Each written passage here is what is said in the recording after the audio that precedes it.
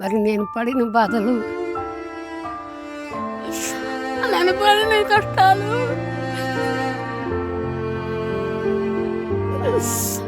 పచ్చి కోడిని తిన్నానంట చెప్పుంటే ఎంతో బాధ వచ్చింది. అంత రాత పని చేసుకున్నా, అంత చండాలను చేసుకున్నా అరుస్తూ ఉంటా. ఈ సైన్స్ నాకు తింటుందా తింటున్నాను. ఒక్కరోజు కాదు, 2 రోజులు కాదు, 3 నెలలు అన్నం లేదు నాకు. అన్నం తింటే ఇంకా వాంతులు వేసినా సైతం పోలా. నేను తీసుకునే పోతాని పని కొడుతుంది. నా రాత వచ్చినట్టు చచ్చిపోతే ఏదో నేను పిల్లలకి చూసేవాళ్ళు లేరు, ఆడపిల్లలకి పేర్లు చూసేవాళ్ళు లేరు. నీళ్ళు 4-5 అంతరాలు, కాళ్ళు అంతరాలు, చేతికి అంతరాలు, నిమ్మకాయ నవ్వులి నా నోట్లో వేసారు.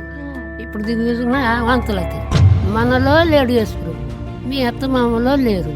వస్తే అక్కడే పారిపోయాడు. బతుకుంటే తీసుకుని అన్నాడు. యాలో రేపు చచ్చిపోద్ది, ఇంకెందుకమ్మా మాకు ప్రార్థన? ఇంకి ఈ రేపు యాలో చచ్చిపోయిన ఆమెకి ప్రార్థన ఎందుకు అన్నాను.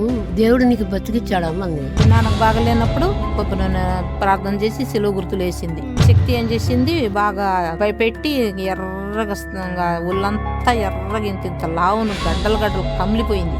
ఇంకా వీళ్ళందరూ కూడా నాన్న, పెదనాన్న వాళ్ళు, మా బాబాయ్ వాళ్ళు, వీళ్ళందరూ కూడా నువ్వు ఎక్కడి నుంచి తెచ్చావు, ఇది అది ఎక్కడి నుంచి ప్రార్థన పిలుచుకొచ్చావు, ఏం చేసావు, ఆయన చనిపోతున్నాడు, ఆయన వారు ఇప్పుడు బతకడు, ఒళ్ళంతా అయిపోయినది అని చెప్పి ఇంకా చాలా భయపడి అందరూ తిట్టడానికి కొట్టడానికి ఎగబడుతున్నారు కర్రలు తీసుకొని. నన్ను పెద్ద నల్ల కోళ్ళు తెచ్చి, కొత్త కుండలు తెచ్చి, ఉత్తలు దువ్వి ఇంట్లో వాకిటి ముందు పెట్టి అన్నీ చేసినా కానీ దేనికి కూడా స్వస్థత రాలేదు మాకు.